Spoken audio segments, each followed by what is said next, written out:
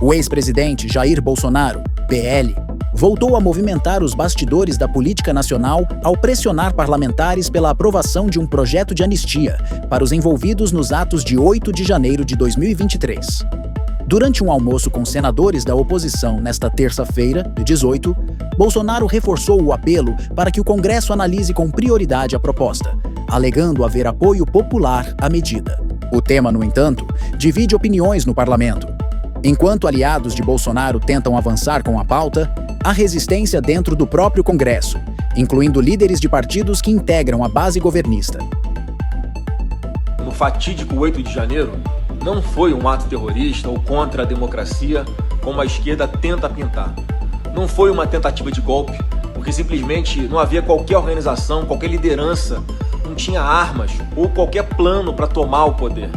Foi um ato de manifestação de um povo indignado. É inegável que houve vandalismo, que algumas pessoas passaram dos limites, mas chamar de tentativa de golpe é algo obviamente descolado da realidade. Isso é chamado no mundo jurídico de crime impossível. Muitas pessoas estão pagando um preço totalmente desproporcional, incluindo o presidente Bolsonaro. O que a gente está testemunhando é um ato de vingança política. Pessoas que sequer quebraram um vidro estão presas. Isso é justiça? Um morador de rua foi preso injustamente só porque estava lá no local. Ficou preso por engano por um ano inteiro. O Clezão, um pai de família, trabalhador, uma pessoa honesta, que tinha comorbidades comprovadas e comunicadas no inquérito, morreu sob a tutela do Estado. Esse tipo de coisa não deveria acontecer em um país democrático, que respeita os direitos individuais e os direitos humanos. A anistia é questão humanitária, necessária para restabelecer a paz e a harmonia no Brasil. A maioria do povo já mostrou que quer isso.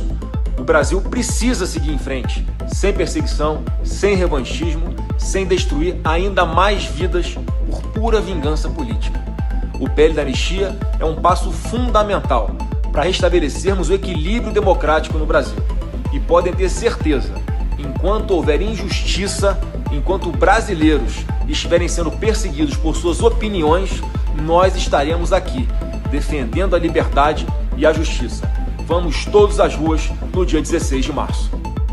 O presidente da Câmara, Hugo Mota, Republicanos PB, e o do Senado, Davi Alcolumbre, União AP, mantém postura cautelosa sobre a tramitação do projeto. Olha, esse é um assunto muito importante. A pauta da anistia conseguiu mais um apoio. Desta vez, Michel Temer defendeu que o judiciário revise as condenações de até 17 anos de prisão. Na avaliação do ex-presidente, esse debate poderia contribuir para a pacificação do país e evitar que o Brasil fosse destruído pela radicalização. O MDBista se manifestou ainda sobre o inquérito das fake news, defendendo o fim das apurações e pediu que o judiciário busque o meio-termo e o diálogo. Chamar os nossos comentaristas, o Luiz Felipe Dávila, já conectado. Dávila, seja muito bem-vindo, viu? Ótima noite a você, excelente semana. Nas últimas semanas, nos últimos dias principalmente, a gente tem observado um aumento no número de figuras do universo político que se manifestam no sentido de propor alguma saída, alguma solução para o imbróglio que envolve as condenações das pessoas que se envolveram naqueles atos de depredação do 8 de janeiro. Muitos entendem que sim, há distorções, que houve exagero em algum momento e que talvez essa fosse uma saída, né? Revisar as penas, inclusive tese defendida pelo ex-presidente Michel Temer. Já trouxemos aqui informações que vão no mesmo sentido. Jacques Wagner, José Múcio Monteiro e agora o ex-presidente Michel Temer. Dávila. Boa noite, Caniato, boa noite aos meus colegas de bancada, boa noite à nossa querida audiência.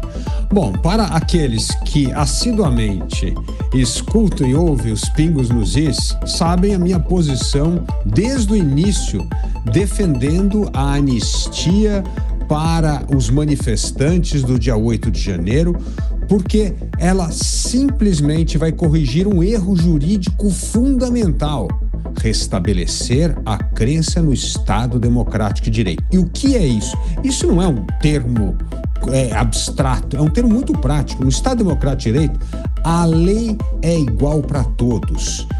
qualquer pessoa que for processada ou indiciada precisa ter o direito ao devido processo legal, ao direito à ampla defesa, à proporcionalidade da pena diante da individualização da pena com aquilo que foi cometido. Nada disso foi respeitado neste inquérito do 8 de janeiro. Nós tivemos investigações sigilosas pelo Supremo Tribunal Federal, nós tivemos inquérito por tempo indeterminado, os advogados dessas vítimas não tiveram acesso aos autos, não houve individualização de penas, portanto, foi um processo que violou em todo o sentido o arcabouço do devido processo legal. E aí o que acontece? Começa a cair a ficha de pessoas sensatas, tanto no governo como no mundo político, de que a desproporcionalidade das penas, no fundo, fere tudo isso que eu acabei de mencionar. Fere a individualização da pena, fere o acesso ao devido processo legal e o direito à ampla defesa. E a manifestação do ex-presidente Michel Temer, ela é muito importante neste momento. Por quê? Porque Michel Temer não é apenas um ex-presidente da República. Michel Temer é um exímio professor de direito constitucional. Aliás, sua vida foi na academia durante muito tempo como professor de direito constitucional. Ele conhece profundamente o texto constitucional e sabe que as garantias individuais, aquelas da cláusula pétrea da Constituição, foram violadas neste processo. Portanto, a anistia vai restabelecer a confiança no devido processo legal e acabar com uma enorme distorção na desproporcionalidade das penas a pessoas que sequer invadiram os prédios públicos e permaneceram apenas nas praças. Nos últimos meses, Bolsonaro intensificou sua articulação com lideranças partidárias e, segundo ele, há sinais de que a proposta conta com maioria favorável na Câmara. Temos conversado. Há 10 dias conversei com o Kassab, presidente do PSD. O que sinto é que na Câmara já há quórum para aprovar a anistia, afirmou o ex-presidente. Apesar do otimismo bolsonarista, a proposta enfrenta entraves jurídicos e políticos. A versão mais recente do relatório do deputado Rodrigo Valadares, União Brasil, SE, exclui da anistia crimes como depredação de patrimônio público e histórico, o que reduz o alcance do perdão.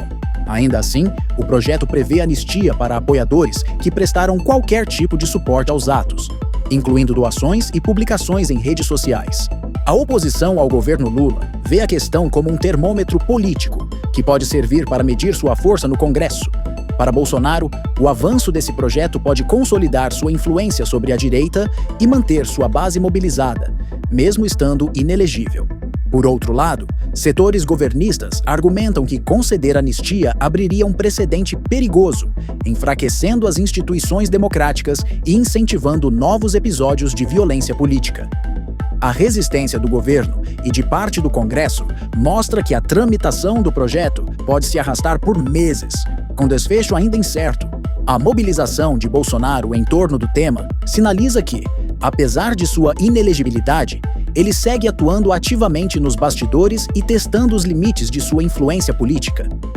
O desenrolar dessa pauta poderá indicar não apenas o futuro dos presos do 8 de janeiro, mas também a força da oposição ao governo Lula no Legislativo.